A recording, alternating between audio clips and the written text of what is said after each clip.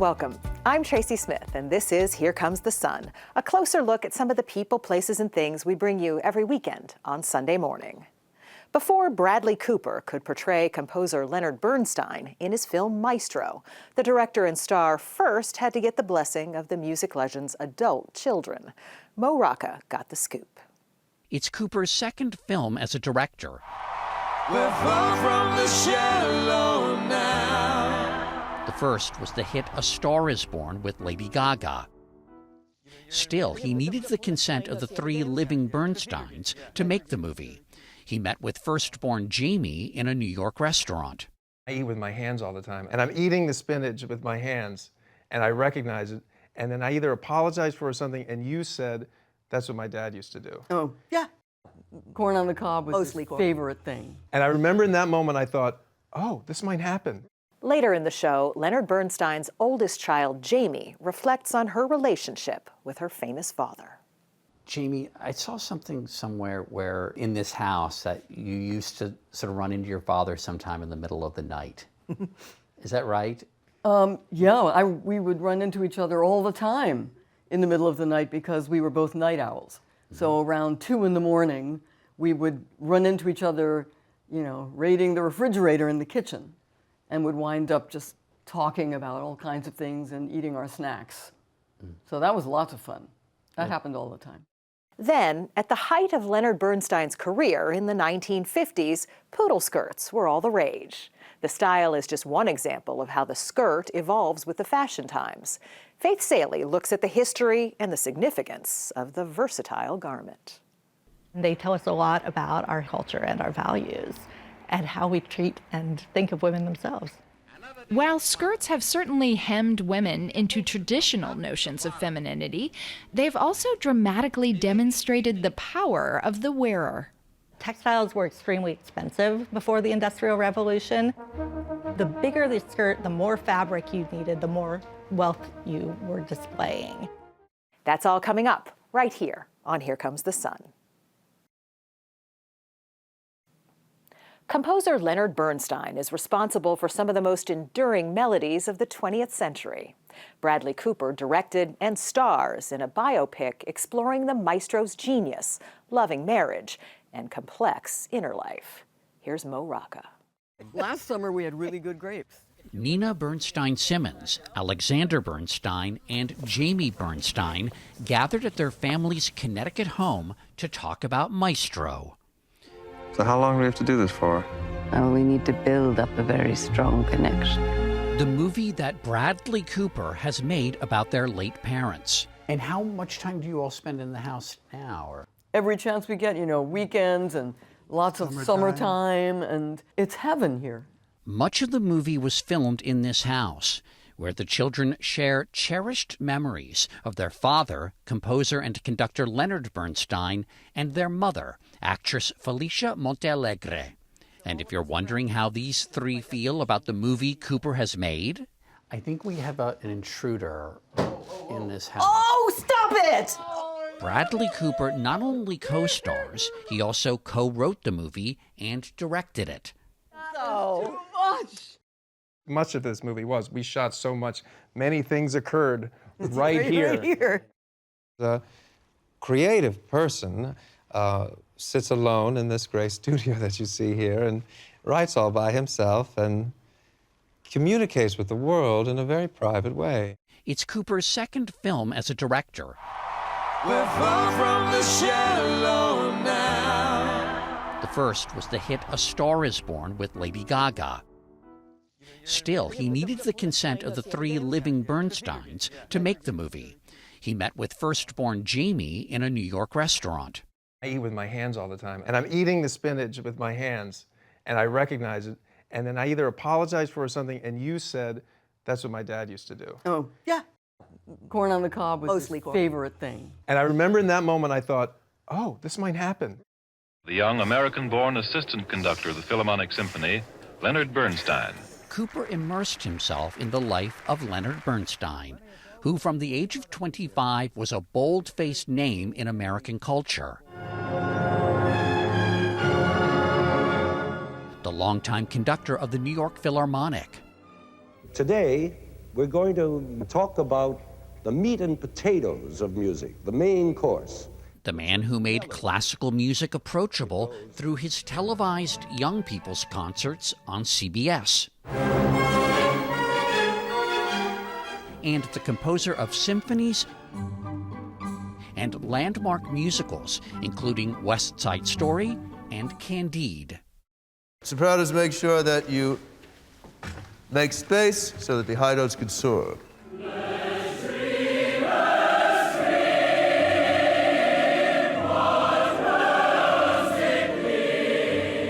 Becoming Bernstein meant looking like him at various stages, and the transformation is startling. And it took 4 years of tests. The makeup is amazing. Oh, yeah. If summer doesn't sing in you, then nothing sings in you. You may have read that Cooper's makeup includes a prosthetic nose that the non-Jewish actor used to portray the Jewish Bernstein. The Bernsteins themselves are more than fine with that. I just want to point out that Bradley has a very substantial nose. He does. And I don't think anybody noticed that before the fracas happened. It's the absolute non-issue of all time. I'm thinking of a number. But Maestro is not a womb-to-tomb biopic. Instead, Cooper decided to explore the relationship between Bernstein and his lesser-known wife, portrayed by Carey Mulligan. Oh, well, I was listening. You were wonderful. Our mom was the most elegant, delicious person. Theirs was a love story, yes, but complicated by the fact that Bernstein also had affairs with men. She didn't go into the marriage blindly. Not at all. She knew exactly what the deal was. They obviously loved each other to death. They never fought in front of us. We never saw any darkness. We felt a lot. They kept everything very well tidied and pretty well hidden. But as a young woman, Jamie had questions, as depicted in the film. So the rumors aren't true. Her father didn't tell her the truth. No, darling. I know exactly who you are. Let's give it a whirl. In her 2018 memoir, Jamie reported that shortly after their wedding, her mother wrote to her father, quote, "I'm willing to accept you as you are, without being a martyr and sacrificing myself on the LB altar." And you wrote in your book, but the truth was she had done exactly that. Yeah, that's how I feel. I don't. Yeah. Maybe you don't feel that way, but I feel like it cost her everything to stick with it. It was really tough for her, and I think it contributed to her early death, in a way. I wouldn't go that far. I think, probably she regretted a lot of things looking back. Felicia Montealegre died of lung cancer in 1978 at the age of 56. She had a wonderful, rich life. And mostly wonderful marriage and a lot of love.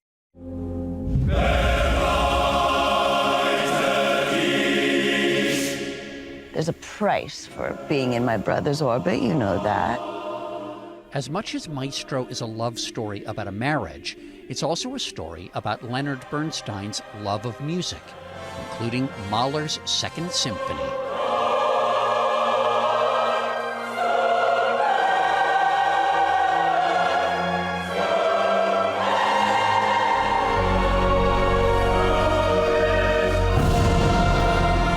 I've never experienced anything like it in my life, and I may never again. Were you actually conducting the musicians there? Yes.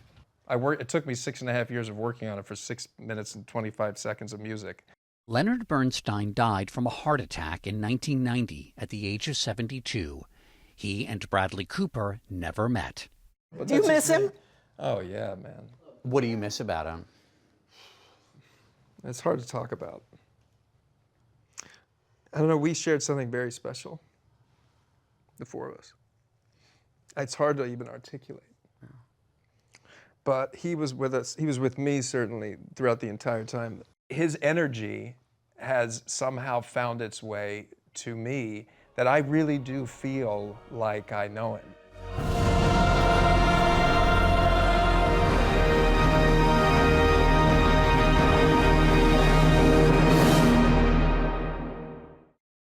Up next, an exclusive excerpt from Mo Rocca's chat with Bradley Cooper and the Bernsteins, something you can only see right here on CBS News Streaming. Stay with us. And the final version, when they came over, for me at least, it was, I'll never forget it, and we all hugged at the end. As promised, here's more from Bradley Cooper and the Bernsteins. When you first met them, did you know the story that you wanted to tell? No. You didn't know? No, I knew nothing. So when you first met with them, what were you asking? I had just finished A Star Is Born, so they were all, I'd say, you know, can you see A Star Is Born? And then it really was like, you know, I asked Santa Claus for a baton when I was 8. I worked very hard, and I'm gonna dive in, and trust me. You know, I just didn't lie. I didn't make up something I didn't know, because I didn't know at that point.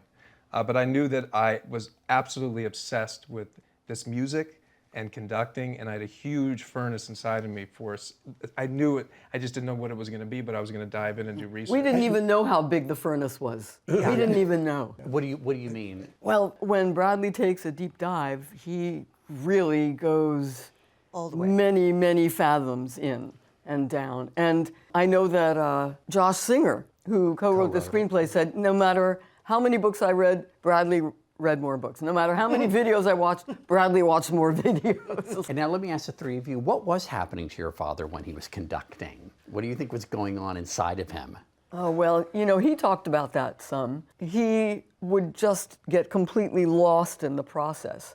And he often said that he felt like he was channeling the composer, especially when he conducted Mahler. And so he was just so in it that he would lose all sense of place and time. And if it was a really intense experience, at the end of the piece, he would be sort of out of his own body, and it would take him a minute to sort of come back to earth. He described it as loss of ego. Loss of ego. Yeah. And you know, that moment, his Carnegie Hall debut, I mean, he's talked about, you know, he doesn't remember anything. Right. Yeah. You know? He doesn't remember when he filled in for Chris. Yeah, the minute the downbeat began. Yeah, and the next thing he remembers is, you know, the applause. Jamie, I saw something somewhere where in this house that you used to sort of run into your father sometime in the middle of the night. Is that right? Yeah, we would run into each other all the time in the middle of the night because we were both night owls. So around 2 in the morning, we would run into each other, you know, raiding the refrigerator in the kitchen, and would wind up just talking about all kinds of things and eating our snacks. So that was lots of fun. That happened all the time. Yeah, that's very sweet.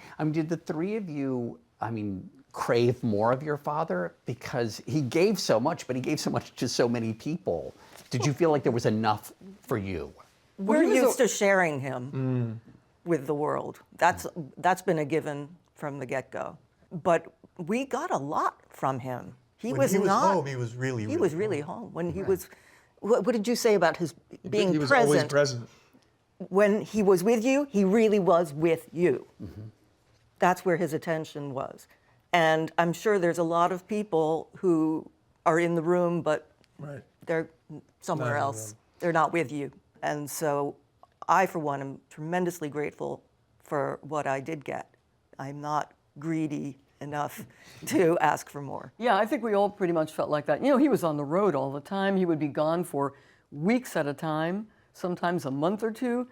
But then when he was home, he spent so much time with us. We would come out here to Connecticut on the weekends, and he was really there, really around, you know, yakking with us, having dinner and playing our word games and swimming in the pool and playing tennis. And so there was really a life together that was so nourishing that it really made up for the absences. And for the three of you, if there's one thing more than any other that you think Bradley has in common with your dad, what would it be? You know, a lot of things. We didn't even know in the beginning. It gradually occurred to us as this whole journey was taking place, you know, he's actually a lot like our dad.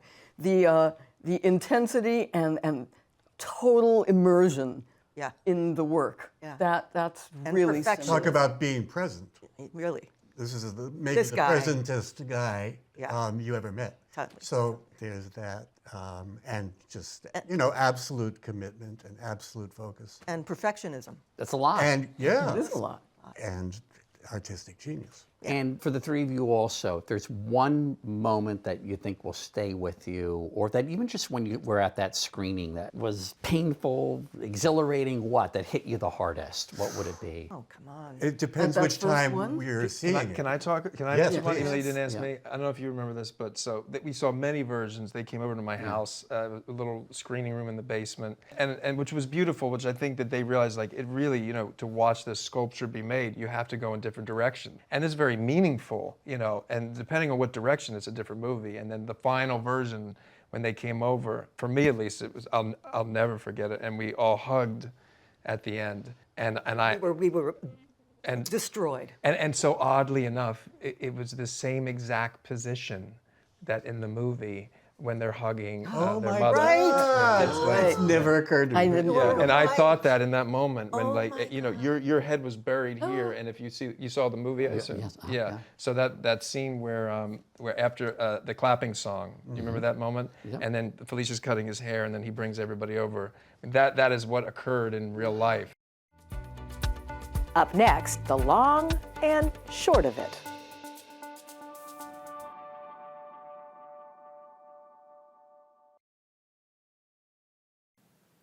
Welcome back. They can be tailored, full, short, long, formal, casual, and so much more. Faith Salie has the story of the humble skirt and how each generation has given the garment new cultural meaning. What do pencils and poodles have in common? Hoops and hobbles? They are skirts, of course. When I say the word skirt, what words come to your mind? How big can it be? What length would you like it to be? For designer Christian Siriano, the skirt is a transformative piece of clothing. The options are endless: mini, midi, maxi, asymmetric, straight, or frothy. The skirt is about being free, having more movement, not being kind of trapped inside something, which I think a pant does, and a skirt is more freeing. That feeling is sewn into the definition of the word skirt, a piece of clothing meant to dangle from the waist and move around the body with few restrictions. I find them more comfortable. They're a canvas for beautiful textiles, which I love. Kimberly Chrisman Campbell is the author of Skirts, and she says, as unfettered as they might appear, skirts are tied to some meaningful history. They tell us a lot about our culture and our values and how we treat and think of women themselves. While skirts have certainly hemmed women into traditional notions of femininity, they've also dramatically demonstrated the power of the wearer. Textiles were extremely expensive before the Industrial Revolution. The bigger the skirt, the more fabric you needed, the more wealth you were displaying. Early 20th century skirts gradually became shorter and narrower, especially during World War II when material was rationed. But in 1947, designer Christian Dior repudiated that starkness with an ultra-feminine silhouette called the New Look. While the 1950s poodle skirt was an evolution of that voluminous look, Chrisman Campbell sets the story straight about its popularity. Poodle skirt comes from poodle fabric, which was a sort of hairy, stiff, but lightweight fabric. It was only later, after the skirt came into being, that designers started decorating them with poodles. And while we're myth-busting, you may be surprised to learn about the origin of the miniskirt. No one thought it was sexy to begin with. When it was introduced in 1964, it was something that looked like you could buy it in the children's department. It had ruffles, or it had bows, or polka dots. It made women look like little girls playing dress up. So the miniskirt was created for young women who didn't want to look grown up. That's right. The miniskirt addressed that gap in the market, dressing women who were young but did not want to look like their mothers. For many women, though, the choice to wear a skirt wasn't theirs to make. It was only in the late 1970s that women were allowed to wear pants in many schools and restaurants and workplaces. It wasn't until this year that the U.S. Marine Corps ended its last skirt mandate for women. While the skirt has become a ubiquitous female symbol, men across the world have traditionally shown some leg. Skirts are an extremely masculine garment in many cultures. We think of it as something feminine in the West, but the Scottish kilt, for example, is a garment associated with tough warrior Highlanders.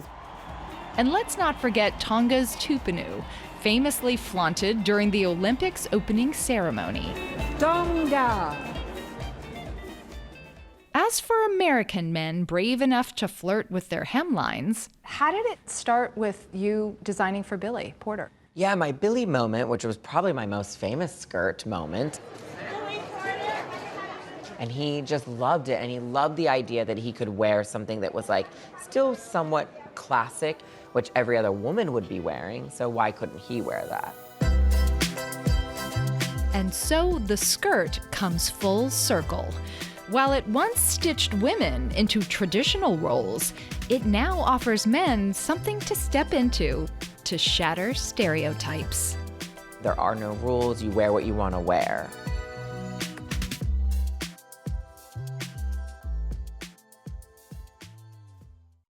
I'm Tracy Smith. Thanks for joining us. We'll see you here next time on Here Comes the Sun.